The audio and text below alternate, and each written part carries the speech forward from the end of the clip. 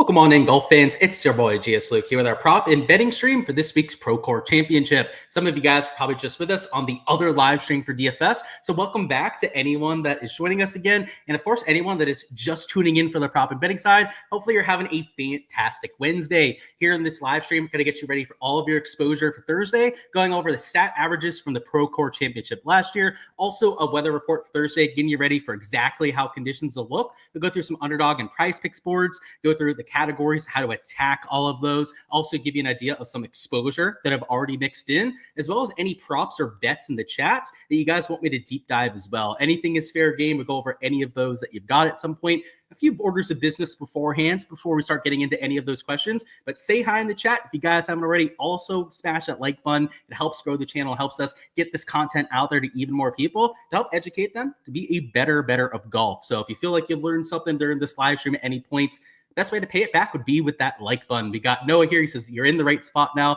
And yeah, it's definitely confusing, right? With the multiple live streams going on, we'll get used to it, right? Especially now that they're both here on my YouTube channel. But yeah, for the fall, it's looking like it's going to be live streams here on my YouTube channel rather than on the Ship It Nation. I haven't quite heard back yet from them actually on what the plan is here for the fall. They're super busy with the football stuff. So no, not blaming them whatsoever for that. Like I checked in a little bit too late too on whether we were doing the live streams.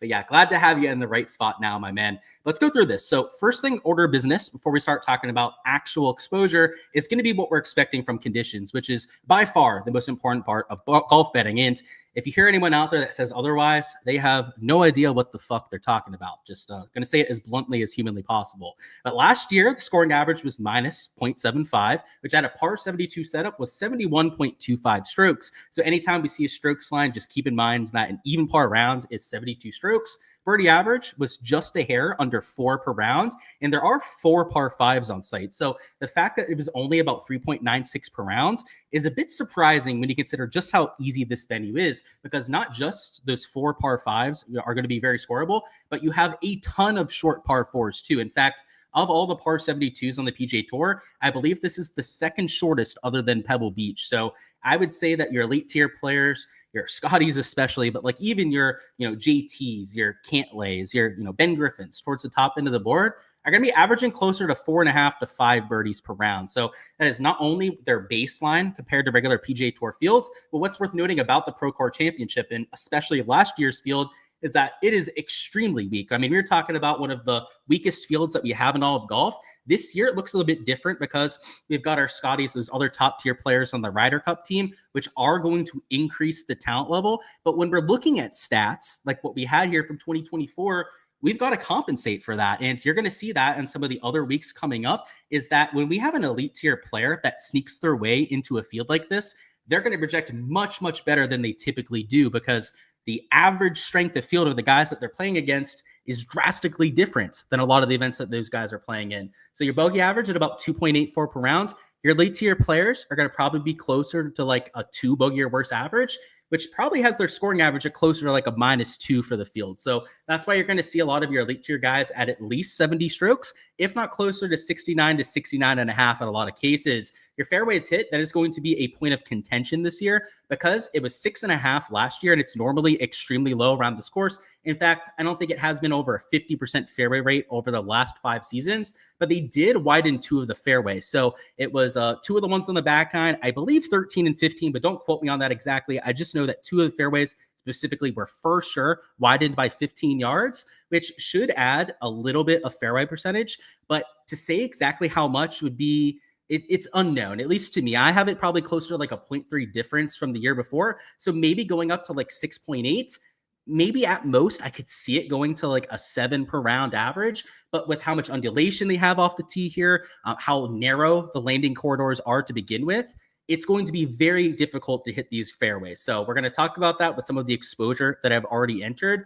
But fairway fades were something that I was looking at earlier this week. And then the green average was about 12.6 per round, which I don't think is going to move very much. I would say something about 12.5 to maybe 13 per round is what we can expect at this course for every single day. But just like some of these other categories, your elite tier players that are, the guys in the top 5, the top 10 of the betting odds, or your Draftkings pricing, are going to be projecting closer to 13 to 13 and a half per round. So those kind of adjustments need to be made, particularly for your top level players. But for the field average, it should give you a pretty decent idea of what to expect this year. I don't think that many of these averages are going to move very much outside of the fairway average, perhaps going up to, again, maybe that 7 per round mark. And then the stroke average, I'm going to put in the minus 0.75 range to maybe about a minus 1 range, because weather looks perfect. You're talking about sub 10 miles an hour of sustained winds for most of the day. Your wind gusts don't get above 10 to maybe 11 miles an hour during the afternoon as well. So I would say compared to last year, where at times there was a little bit of wind at the events, it has a chance to play closer to that -1 average. So that should give you a baseline of what to be looking at on these plays. And we're not going to have the pin locations yet because it's on the West Coast. They're probably not going to have those up until 9 p.m. Eastern. They might post them at 8. They might do it early for us on the East Coast over here, but usually it's based on the time zone that they're in whenever they end up posting that tee sheet for us. But I'm not assuming it's going to be super easy or super hard, right? That's why I'm pretty comfortable putting it in that minus 0.75 to -1 range. If it's easier pins, maybe it does play -1 or a little bit easier than that. If it's super duper hard pins, which especially for round 1 would be pretty strange. They don't do that very often. But if they did set it up very hard, maybe it gets closer to like a minus 0.6 or a minus, I don't know, 0.5 scoring average. But those would be about as extreme as I would take it when it comes to these averages. So when I was looking at the boards, I first off was looking for some of those fairway unders, and they didn't have them on PrizePicks. You'll see that there's no fairway board on PrizePicks, and I think it has to do with that course change, right? There's enough unknown with them widening those 2 fairways by 15 yards that PrizePicks didn't want to expose themselves to it. So I had to go over here to the Underdog side to find those fades, and the player that I first chose for it was a Justin Thomas under on fairways, who I did get without a multiplier on it. He was even money for the ones that I posted on the Bet the Number blog. That was posted earlier today. So if you guys aren't already following me on X/Twitter, I'd recommend it so you guys can catch those Bet the Number articles as soon as they're being posted. Enough people are watching those every week. We're hitting it over a 60% clip for the year, by the way. And actually, I just want to bring some stuff up. So bear with me for 1 second here, guys, while I bring up a screenshot that I got to bring up. I actually have to take down the tab here. So 1 second, guys. This is how our props have been doing for the year. So this is something that I'm going to be much, much more transparent about here in 2025. And for good reason. I have nothing to hide, especially me, when it comes to my results and how I've been doing with this year in general and all that kind of stuff. I'm bringing up the results from this season as a whole. And then we're going to bring up the results that I've had for my Patreon page in general, because this is something, again, I want to be much bigger about, but it's also something I want to brag about because I have something to brag about here. So this is first from Pickett Sports, by the way. I have a public Pickett account, so you can follow me on there. You can see all the bets. You can track them by the month, however they do it over there. This, though, is from 2025, right? Plus 69.3 units. And this is on all the bets this year. This includes NFL, includes some golf stuff, you name it. Just every single bet that I put in on Underdog and PrizePicks, up about 70 units this year, which you may say is like, oh, it's pretty decent, right? 26% ROI. Can't complain about that too much. Well, this is our all-time results. So this goes back to early 2023. That's when I ended up starting my Patreon page. We're up 2,616 units. So this is the kind of value that you get by joining my Patreon page, right? Like there are a lot of people out there that will be BSers, scam artists that will tell you that they're winning money all the time. You can see here, by the way, on our ROI chart, it is not always wins. Like we had, I don't know, it's probably 2 weeks to even a month there where we lost, right? Then we won a bunch and well more than made up for it, consistently gained. And then, oh, look at that, a downswing, right? Made some money, downswing, made some money. Then look at what happened recently. We went on a hot streak to end golf towards the season. And then this last little bump over here is also the hot streak that we've been on for NFL. This will show you that, first off, prop betting is not something that is always just going to be a money printer every single week, but it's also something that you can track publicly, right? These are all the bets. They're all publicly transparent out there for everyone to see. The fact that all the other cappers aren't constantly showing this stuff is just mind-blowing to me. This is all stuff that I was tracking myself behind the scenes because I didn't think people really cared about it all that much. But I had a few people that are close to me that weren't even in the space, actually. I was kind of shoot-balling ideas by them. They're like, how can we grow your business, so on and so forth. And they're like, just show your results, right? Like you've got the best results that I've seen of anyone in the space, and I do. So I'm just going to show them off more often. And if you think it's bragging, it is. because I have stuff that's worthy of bragging over. So just going to show you that. You can see this week it was plus 6.6 units, but also on top of that, let me actually bring up the spreadsheet as well. I'm going to be posting spreadsheets on my Patreon page of all the different slips that I enter. And for some reason, my computer's being a potato right now and it's not wanting to cooperate. I'm trying to hit the search tab in the bottom left and it's freezing on me. I'll bring up the spreadsheet later if it's giving us issues, but every single bet on there is going to be tracked. I'm also going to be posting it for my members so that they can cross-reference it, use it for their own analysis if they want to, right? Use the format, the template for all of that. But this is all stuff I'm doing here to start in 2026. For the end of 2025 is going to be where we're starting this kind of stuff. But it's important, in my opinion, that people have this kind of transparency, are able to look at it and can learn from it, right? Not every week is always going to be a great week. And I think people should be more honest about that in this space. So here's that spreadsheet, by the way. And again, sorry I'm doing this, but it's important, right? This is important for my business and also important, I think, just for the transparency of people knowing what these picks are all about. This is our NFL first week, right? So that's just started this spreadsheet the last week for NFL. It's going to be something I'm doing for golf going forward. Again, publishing these on my Patreon page, plus 15 units for NFL. But you can see over here, I've got every single prop on there, the wins and the losses, multipliers, which is also going to let me do a little bit more analysis on what kind of props have been going well for us and whatnot. So you see the Procore Championship ones over here. There's the JT under and fairways. And yeah, the other prop that we're going to take with it is going to be a Scotty Scheffler over on birdies. But this sort of stuff is going to be completely transparent on my pages. In fact, I can show you guys this NFL one for this week as well, because I already have a video on my channel going over this play that we have here at the top. But all of that is going to be completely tracked. And then over here, of course, we have our total P&L. By the way, this is just the rough draft of this, right? Like I'm going to add on to it. It's going to be more substantial. I'm going to be separating the actual prop tab into player and then category. So I can sort it by player. I could sort it by the categories that have gone well for us, all that kind of stuff. All for you guys there on the Patreon page as well. So make sure to check that out. And again, I know probably a little bit of an annoying aside, but it's important to know that the picks that you're getting are actually good, because there are so many people in this industry that have no idea what the fuck they're talking about. And frankly, I'm tired of seeing it. I'm tired of those people getting clicks, scamming people out of money, having massive followings. I don't have as big a following as I'd like for my Patreon page. And it's probably because I don't flex enough. It's not because people don't really know what they're getting and whatnot. And I'm going to make sure they know what they're getting here going forward. So again, I know it might be a little bit annoying, but we got it out of the way there in that 5 minutes. Then the other side of this, we have a Scotty Scheffler over on birdies. And that also has a 0.9x multiplier on it now. So once again, both of these ended up bumping. Unfortunately, it does have it down to a 2.5x payout. If I'm being brutally honest right now, and this is why we're going to go through more props here in the live stream, I wouldn't enter it at 2.5x. In fact, even if only one of them had the multiplier and you were getting like 2.75x or about that is what it would pay for those two together, I still wouldn't enter it, right? There's a reason why I took the two players at even money props. This paid 3.09x when we had them together, which is the value of following me on Twitter. Again, that's free, right? That was on the Bet in our website. You could have gone this prop stuff for free, or joining the Patreon page, where you can get all of these results that I've shown there before. So check all of that out if you guys haven't already, but we are going to go through a lot more props here. And in fact, I haven't entered another slip at this stage, but we're going to cook up one here together, because there are a few props that I was eyeing before that I was potentially considering entering, and we're going to craft something up with those here right now. He said, let's get it. Absolutely, Phil. Nice to have you here. He said, under on strokes for Lipsky and Kazire. I don't know about that, man. I think Lipsky and Kazire are pretty trash players, but I don't know. If you like them, I'm not going to give you too much shit for it, I guess. He said the golf sickos are only here, that's for sure, here during the fall swing. What's going on? Line Ice says only the sweatiest or tryhards are playing golfs and bets this week. That's for sure, man. And hey, I love the sport. I love this stuff. I'd be doing it even if I wasn't doing this for a living. I would still be every single week playing golf, tracking all this stuff and going through it. Yeah, you know, we don't have to fake that kind of love if you're in one of these live streams, that's for sure. He said, you like the new prop betting tracking sheet?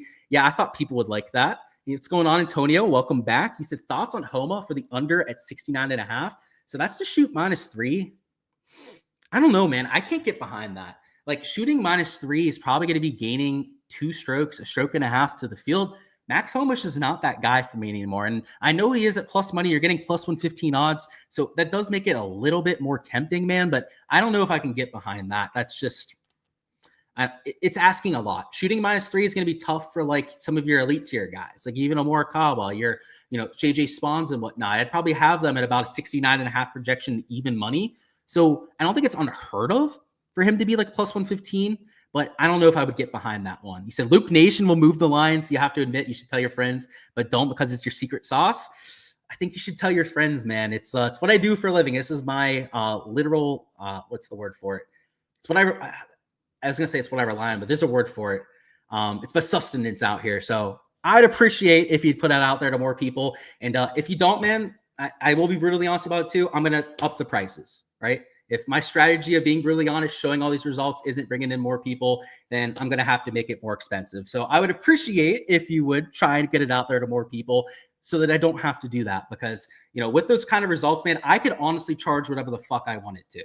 And I hate to say that, but it's true. I could literally charge $1,000 a month if I wanted to, and I would get people to sign up. I'm never going to do that, though. That's just not my kind of thing.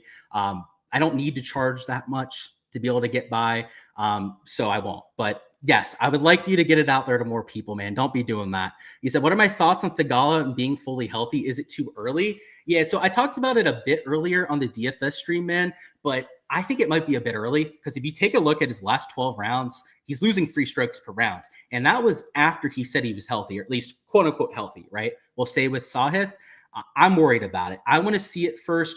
There is formats where you could play a Sahith on a week like this, but it has to be in like DFS. It would have to be like a large field GPP where if he happens to actually have a decent week, you're getting a full payout on it, right? Because, if you're betting him to make the cut or something, that would be silly. Or if you're betting him like to go under on strokes, like that would be kind of silly. But if it's a format where it's like all in or all outs, then that makes a lot more sense on it. So DFS would be, I think, probably the best spot for that. But even then, it's kind of sketchy, to be honest. Like he's losing 3 strokes per round. That's hard to get over. He said, will do. There you go. Keith Mitchell, above average birdie maker at 4 birdies. He said he's in the late window, but you can't stay away. Yeah, that's actually the number 1 prop we were just about to go over. So I'm right there with you on that, man. He's a top 5 birdie maker on tour. Birdie average was about 4 per round. And morning versus afternoon, I actually don't think is going to be a really big deal. So I guess let's go back to that for a second. And it's going to be slightly windier, but it's also going to be warmer, right? In the morning, it's closer to 60 degrees. It's 70 to 75 in the afternoon. So I think the ball traveling further, it might not completely offset the wind because having calm conditions is nutted, right? Like that's what these guys want, not to have to worry about any of that external force. But if it is going to be a shorter golf course because the ball is going further, then I don't think it's actually that big a deal. So I think you're spot on with that, man. And that's actually going to be one of the props that we were building behind there. So I think that's very sharp. You said you're joining the Patreon tonight. You said one of the few content creators covering DFS and props this week. Not even just that, man. I'm one of the only people that actually puts in the effort this week, week in and week out. It's not just going to be this week, but literally every week that we have out there. Yeah, that's my thing. And there are people out there. That's what I said on my DFS stream as well, man. If you don't care about your PGA DFS lines, you don't care about actually getting better at it, then join one of the slapdick sites, right? That are mostly doing their NFL stuff, mostly doing all that other stuff, and then putting in their 5 minutes, right, to the golf stuff. If you actually want to get better at it, you need to surround yourself with people that actually give a damn, right? That are passionate about what they're doing, that are putting in all the time and effort that it takes to actually get better. Because if your leaders, the people that are the ones that are supposed to be leading the charge, aren't doing that, then what are we doing, right? So I appreciate that, Illini. And like I said, it's how I live. This is my job, right? Is to go through golf, to try and be as good at this as humanly possible so that I can give that information to you guys. So I appreciate that, man. And JT North, I know you're in the Patreon page already too. I appreciate you down there as well, man. Let's try and find a pairing for this, though. So I am trying to build a second slip here. If they had fairway lines up, our life would be easy. I would just go and take a fairway under and we get a 3x payout here with Keith Mitchell. Unfortunately, they don't have any of those up. And if we go to Keith Mitchell over here on Underdog and they go, oh, let's just play him over there, then, well, he's at 4.5. So you are getting a slightly better payout if we took him in that direction. But in terms of value, we want to be locking this in on Prize Picks if we can. So, and I don't think we have to go to a fade here. For example, if we went to like an under on strokes, and this is just a random prop, right? I'm not advocating for taking an under on Duffner here, but if we did take an under on strokes, that'd be a 2.75x payout. So that wouldn't be the worst thing ever. We could consider going with that, by the way. And something else I want to throw out there, by the way, guys, this is going to be a part of me calling people out, is if you don't have accounts on Prize Picks Underdog that are limited to $5 or $25, you're a rat shit gambler too. And if you think that you should be running a Patreon page or running a dub club or all of that, and you're not even limited on the sports books, you shouldn't. And I'm coming for you. Don't worry. You're gonna be with some of the people that I call out on Twitter. And I tell you guys, I'm not taking any prisoners on this shit. I'm just gonna call it out I'm gonna ask people to post their picket and post their results. And if they're not willing to post their picket and make their profile public, then it's nonsense. Because on picket, I don't know if you guys know this, you can like hide bets. You can only like cherry pick the stuff that looks good, right? So that your profile works. If it's public and you don't have any filters on, there's a way to see that. So we're going to make sure that these scammers out there, these people that are running their big channels with like 20,000 subscribers that are getting paid like $100,000 a month to put out their picks, we'll actually see if they're worth that, right? We'll ask them for that. And if they can't provide it, then I think that's going to tell us everything we need to know about those people and what they have to say, which I think it's pretty evident if they're not willing to share that kind of stuff. What's going on, right? They're probably losing bettors. But let's find something up for this. Enough talking shit. My bad. I'm riled up, guys. It's been a couple weeks. I'm excited. I'm happy to be back at this golf stuff. So I like the Keith Mitchell one. I was kind of eyeing some of these guys at 4 because the 4.5s are not the best plays. If we're looking for over at 4.5 birdies, the spot to do it's an Underdog. I've got some legit players at 4.5 over here. So, for example, like a Russell Henley was at 4.5 and even money. He does have this 0.89x multiplier now, so that has moved a little bit. But earlier today, the better 4.5s were over there. So, if you're going to any of those now, Bhatia would probably be the best one, just because he was slightly juiced towards the over the last time I looked at it. And just to confirm that, let's go to Akshay and see exactly where they have him. So, yeah, he's minus 125 towards the over. He is AM wave, which could be a little bit advantageous as well. The only issue here is that we don't have that push equity at 4. And between these two players, Keith Mitchell and Akshay Bhatia, Keith Mitchell was actually the better birdie maker. So just comparatively, knowing that the Keith Mitchell prop was so much better than the one that we had there, I'm going to stay away from it for now and try and find another category to mix in. So let's see if any of these strokes lines really stand out. And here's the issue with these 70.5s, like Matt Kuchar or Sami Valimaki here. That's a minus 1.5 projection. I think the scoring average is going to be about -1. These guys are slightly above average players. So minus 1.5 is like the perfect line for some of these slapdick players. So, I mean, if we can find a respectable guy at 70.5, like that would make sense for an under. But all the respectable players, like a Homa, a Koiven, a Davis Thompson, are at 70, right? They're already that 0.5 lower. So just based on what I'm seeing here so far, I don't see a ton that I love. I will say Miles Russell is supposed to be really, really, really good. He shot a -5 on his practice round today. The team TaylorMade, he's a TaylorMade golfer. That's how good he is, by the way. He's like freaking 19 years old, and he's one of the main TaylorMade golfers that they have as one of their influencers. He shot -5 on the back 9. I think it was yesterday when he ended up doing that practice round. So it's tempting. He's also just a stud. Like, I've heard so many good things about Miles Russell that it's kind of tough to not want to play it. But speaking of respectable guys at 70.5, Tom Kim might be that. He's probably as close as what we're going to get to a respectable player at 70.5, where if he has to gain a stroke to the field to cover, that feels like something that isn't a massive ask or isn't too much of an ask. I just want to see if they have a line for comparison that we can use. And just based on what I was looking at earlier, I don't think we really have anyone that's comparable to a Tom Kim on the board. Like, I know Tom Kim doesn't have a line himself, and all these players that they have posted on here are better than Tom Kim. Like, maybe a Max Homa is getting close to that, but he's juiced towards the over at 69.5. So yeah, we're not really going to have too much to compare to there. Let me bring up FanDuel, actually. Maybe FanDuel has some more guys posted. This fall swing, it feels like they've had a little bit more than DraftKings has had at times. So we'll see if maybe they have some of those like tertiary or lower level players that we can use for comp. 1 second here, guys. Here's that list, by the way, that I was bringing up. So a lot of the same guys posted. In fact, I think it looks like the same exact list. Unfortunate. Yep. So they have the same exact players posted as what they had on DraftKings, which isn't going to help our case there at all. But I do want to look at these birdie or better lines. So Ben Griffin is pretty close to even money at that. Colin Morikawa could be a look at an over. He's -140 towards the over at that number. Let's see a couple of these other guys on here. Sam Burns is -150. Scotty Scheffler, who, by the way, we took for the over right on that first slip, he's -140 towards the over, like you can see over there. But let's see if we can find Morikawa. And I thought he had a multiplier on it, but wait, what was that? Anyways, My computer's tripping out on me there. So we do have a more call at 4.5 that we could take, but is he there on Prize Picks? I don't think he is, right? That was one of the ones that was only available on Underdog, if my memory serves me correctly, but let's double check it. Why am I, Jesus Christ, what am I doing? Yeah, he's also not on the Prize Picks side of things. So this kind of sucks, right? Like the two favorite lanes that I have right now are on opposite sites. So maybe it is the strokes boards that's better to go to. Because if we go back to that birdie or better board from before, these guys at 4.5 are like the lower tier players. So it could be an Akshay that we use at 4.5. That's still within reason, I would say.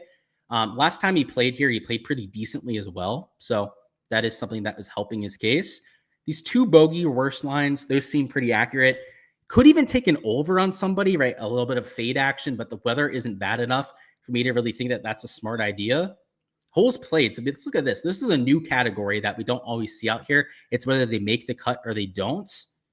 And these green ones, obviously, these are negative multipliers. So if you play them, you're going to get a slightly lower payout than you typically would.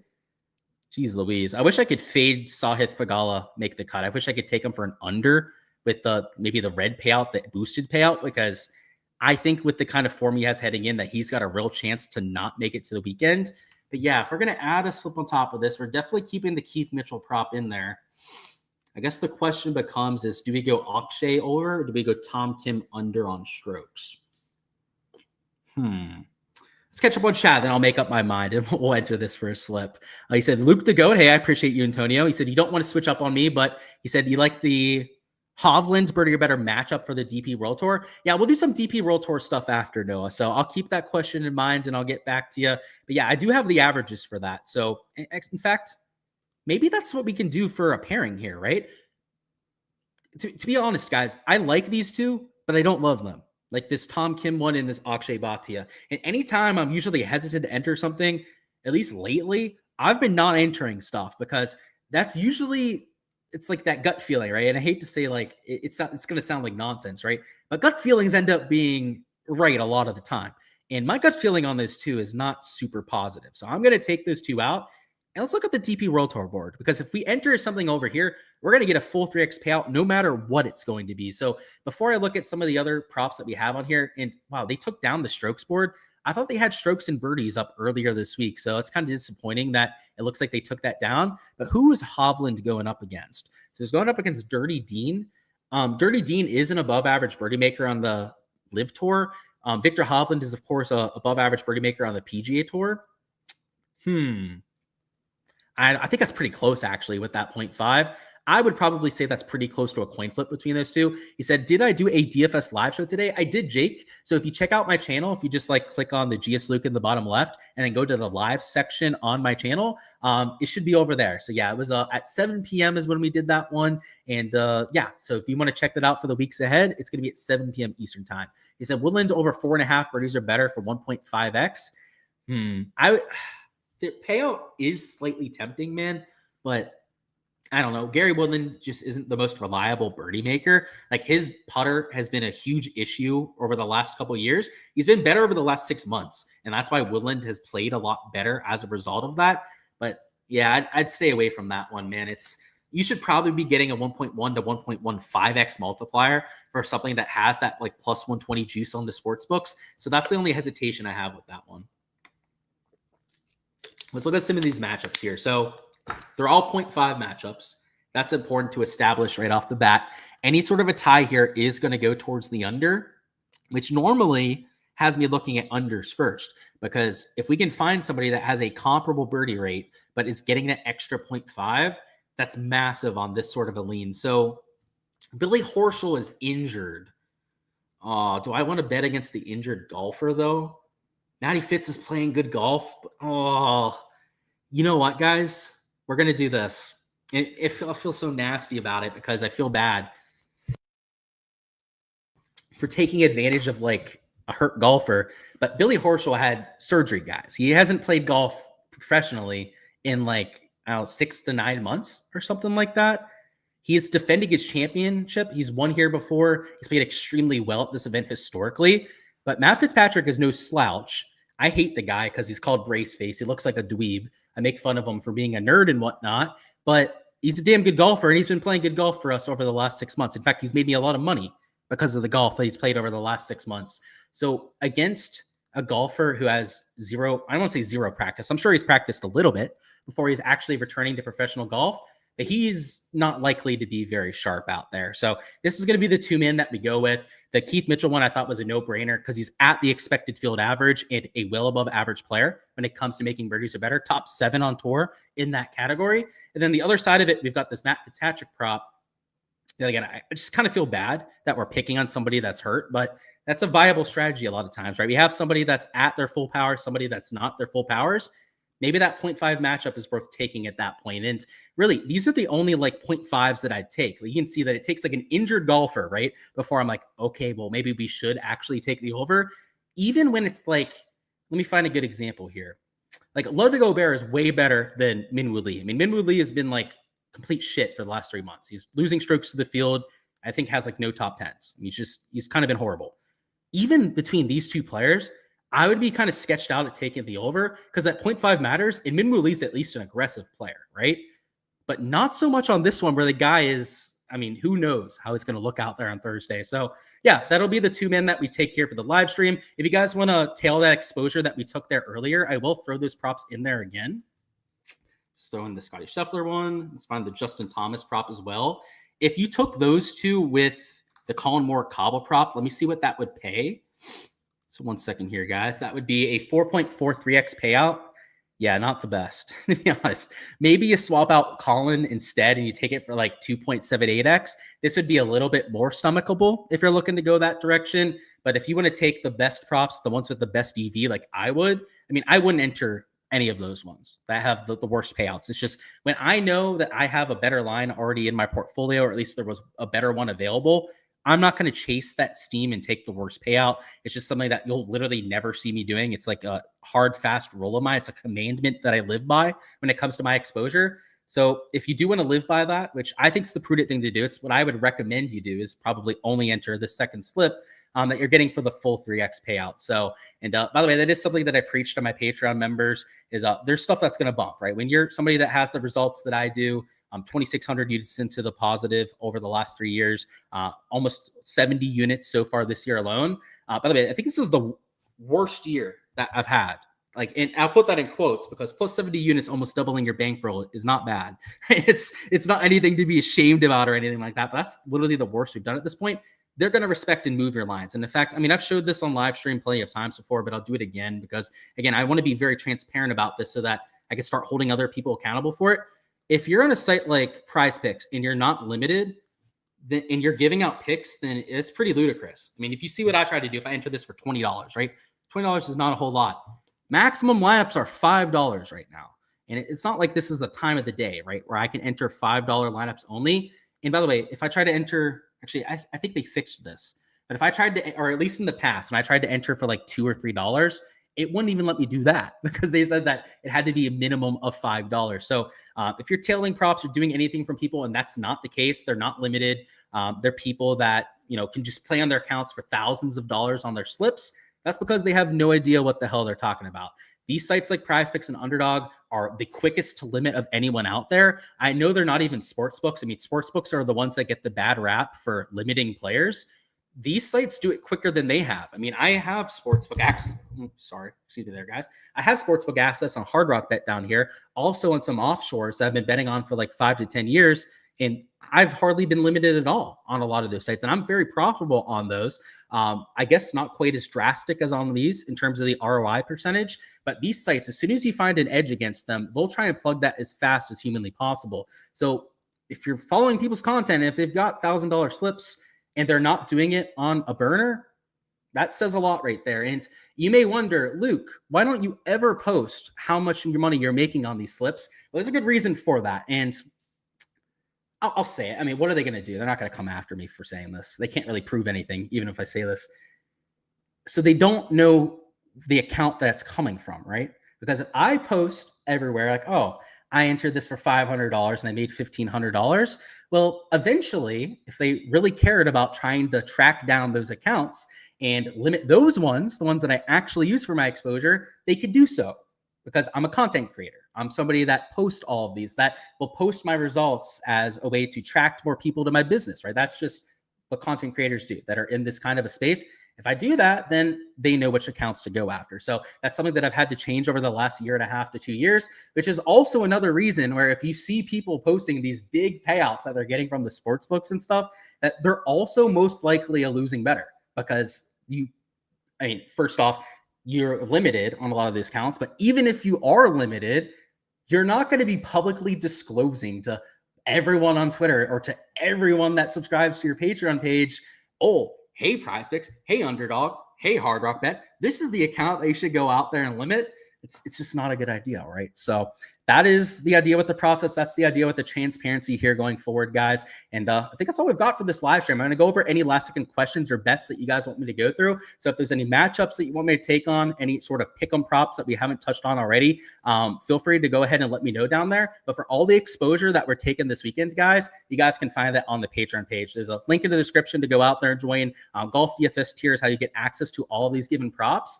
And you're not going to find a better community out there. I'm somebody that's not a degenerate bettor, just going out there and entering stuff for the sake of it. There are slates, it hardly ever happens, but there will be slates where I just don't enter anything.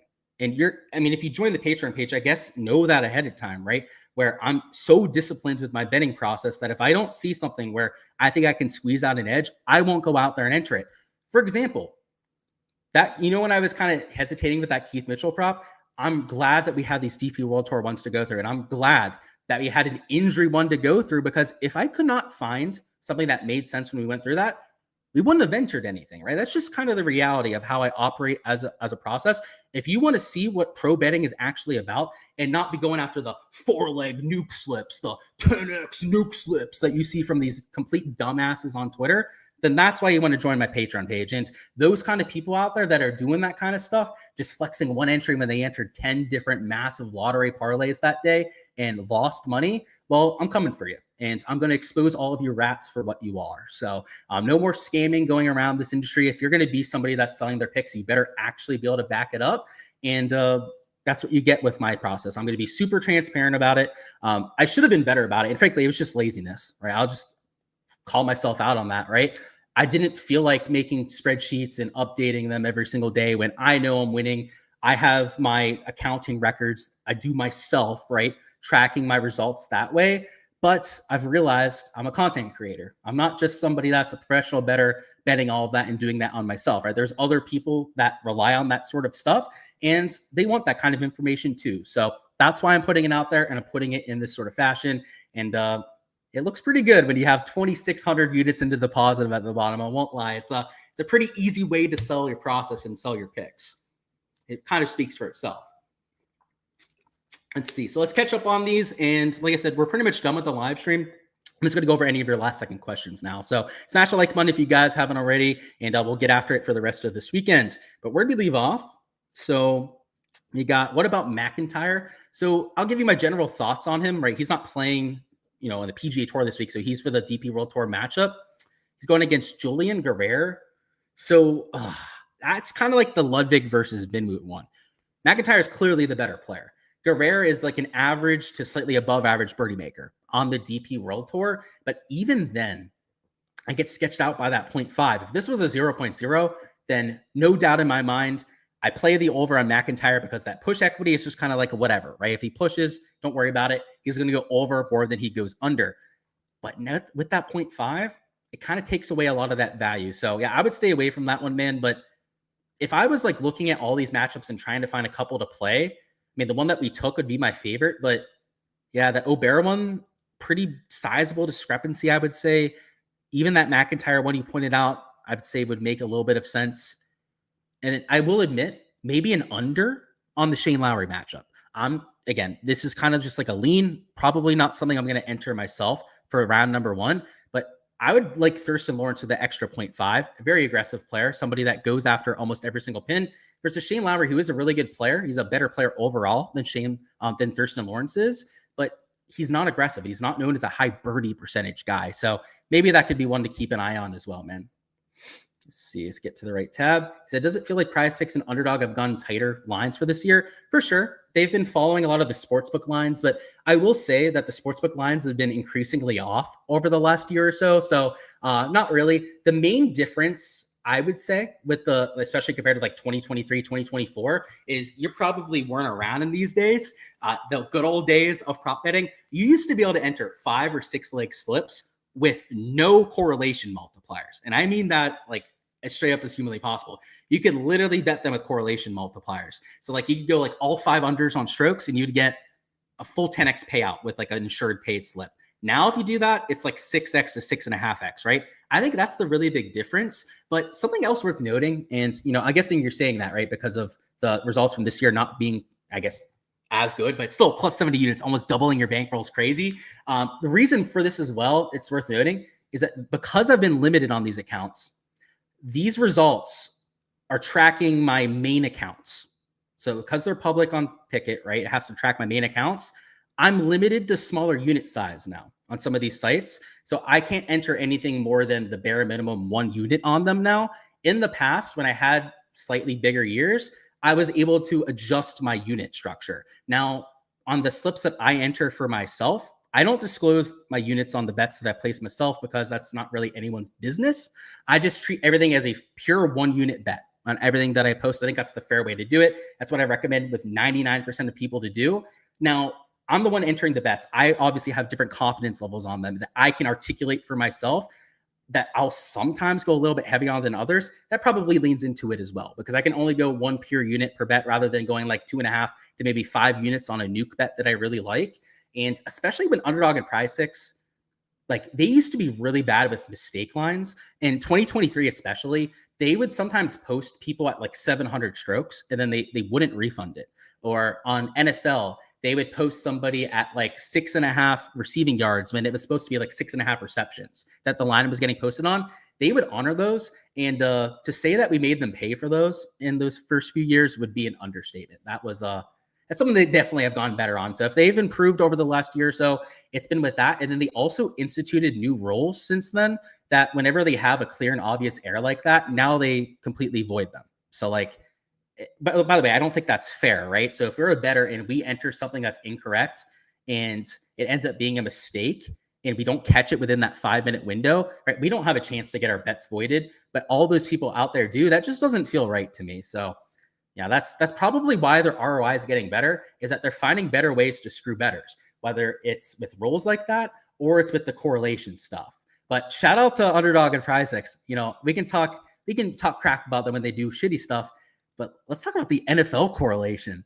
They took rid of those. They got rid of all of those rules with NFL correlation. So, for example, if he took 2 overs on passing yards last year, and where the hell is Jordan Love? Is he hiding on this list somewhere?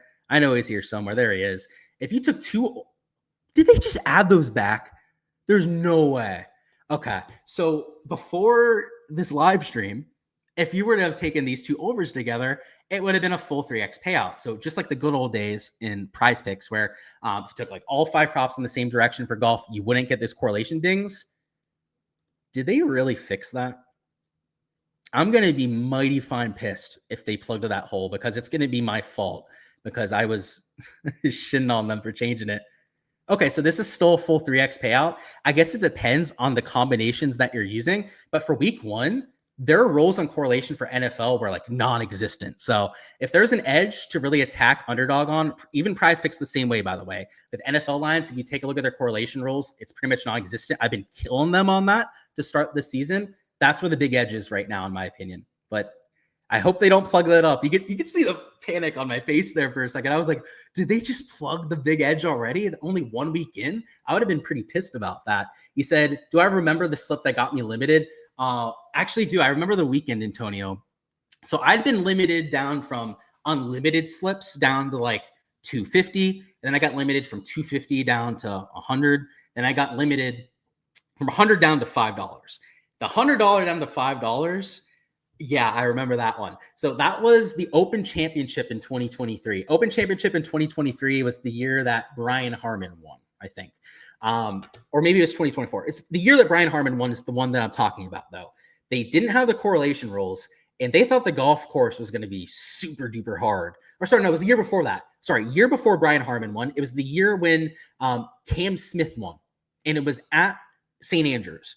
And for whatever reason, Underdog thought it was going to play super duper hard. They had lines at like even par. They had like 3.5 birdie lines. If you know anything about St. Andrews, it is like a comically easy golf course. I mean, a birdie average is like 5 per round. Scoring average is like 3 under par per round. So yeah, man, that weekend, let me actually bring it up, Antonio.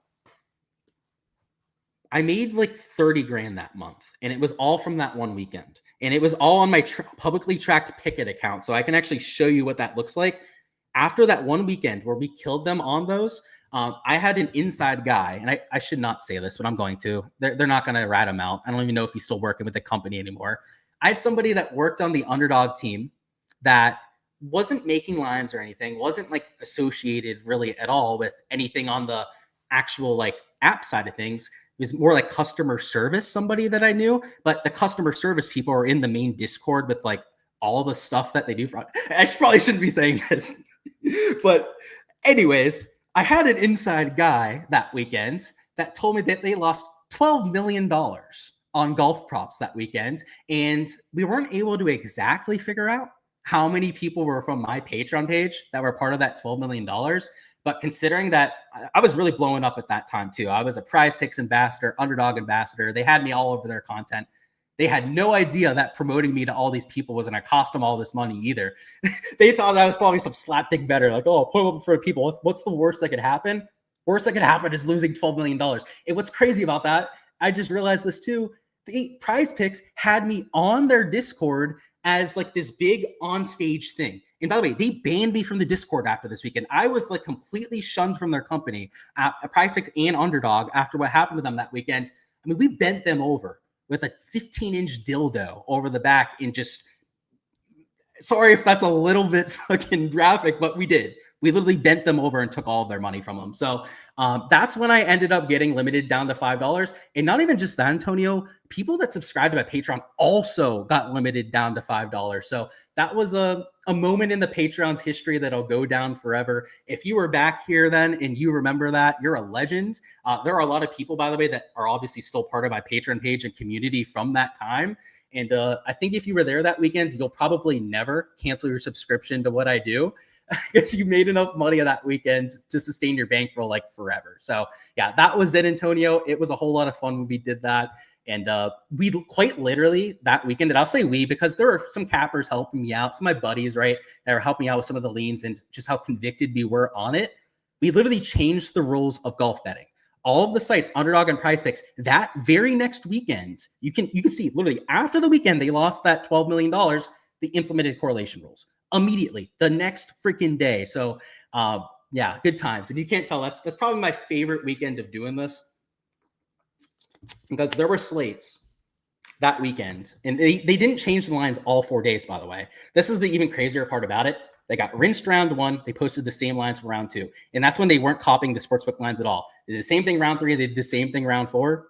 They quite literally fired their guy. They brought in somebody to change the correlation rules just because they lost. You said, I'm on my big dog shit. Let's go. Of course. Hey, Luke, you said, great NFL first week. Let's keep it moving. You said, thoughts on Vizios over Cam Champ? Not sure who Vizios is. Oh, you're saying Phillips and Snedeker.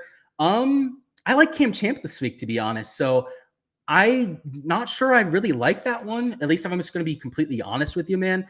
Cam Champ's won here before. He's also got really good form heading into it. But I've got to wonder what the odds are, right? Because Phillips has to be some massive plus money. I mean, he hasn't been playing the best golf, but he is an extremely high upside golfer. So let me see what the odds look like, because if it's over plus 200, then maybe. But let's see. So he's plus 190. See, look, he's close to that there. Brant Snedeker isn't that much of a threat, right? I guess that's part of the reason that it might make sense to go to a Phillips. Plus 200 and above, yes, plus 190, and that's probably where it should be, I would say, is what I'd say on that one. He said he loved that I'm posting my results, always a good tracking spreadsheet. Yep, I always like post our results after every single day, or at least historically, that's what I did. But I wasn't posting spreadsheets then, so I'll be doing that heading forward. Yeah, not like I wasn't tracking it myself. I obviously was, but it's just something that I want to do for the community heading forward. So I'm glad that you appreciate that. He said Ohio is blocking Underdog. Yeah, there's a few states that have been doing that. In fact, in Florida, I don't know if you know this, actually, they blocked it in Florida. for quite some time. You could even play pick'ems down here for like 6 months. So that's when I was mostly focusing on the hard rock bet side of things. And by the way, I want to find that month on Patreon. I told you guys I would try and find that, right? Where it has like the, it's like all my months are like 5 grand, 10 grand wins, which is great. I mean, especially before I was doing this full time, like I was thrilled about that. I was making more from that than my actual job. But that the month where it goes up to like 50 grand, it just cracks me up. And the thing that's crazy is that's just my main account. I had multiple accounts then too. So I made more than that week. But at least with the public stuff, let me see if I can find that for you guys. I'm going to have to scroll back a long way to find it though. Okay, we're back in 2024. 2024, by the way, is when they banned all of that. So you weren't able to enter it nearly as much, which kind of sucked. Oh, it's not going past 2024 now. Come on, go to 2023. That's the good year. I shouldn't say the good year. That's the ridiculous year. Okay. So for some reason, it hasn't spread over multiple months here. But the $10,000 month, I don't know if you guys can see it at the top right there. Oh, went too far over. There's the $12,000 month. That was May. And then another $12,000 one that I was on there. Like, it's just, there was one that was bigger before. I don't know why it's different on here now. Let's see. Oh, there it is. $45,000 between 3 different days. So just good times. Can't complain about it. And yeah, it does stink that they're getting rid of that stuff. Maybe you still have Prize Picks, but I think Ohio has sportsbook betting. Do they not, Greg? So if they have sportsbook betting and they're getting rid of Underdog, that's actually going to be a good move for you, because then you'll be able to enter sites like Draftkings, maybe some of the other ones like Rivers. I don't know what sports books are coming into Ohio, but that could be a really good opportunity for you. So keep an eye out for that one. You said that's an awesome story. Yeah, man, it was it was a fun weekend. I look back on that one real fondly, if you guys can't tell. But that's all I've got, guys. Enough rambling. Let's go ahead and just end this thing and move on to the round 1 exposure. Let's hopefully cash out on a lot of our different slips. I hope to start. And let's keep it rolling here in 2025. So check out the Patreon page for all the extra content that we're going with. But for round 2, we'll be doing a round 2 showdown stream tomorrow night, as well as a round 2 prop live stream. So that'll be during Thursday Night Football, most likely. I've got to admit, that's the one thing that is kind of a bummer this time of year, is sometimes I don't get to watch the football games. But hey, someone's got to do the golf content at some point. So we'll be here for you guys. I will have a laptop to the side with the game on it, though, so I might be slightly distracted during the live streams at times, but we'll have the content for you. But that's all I've got. I appreciate all of you guys. I'll see you guys there tomorrow night.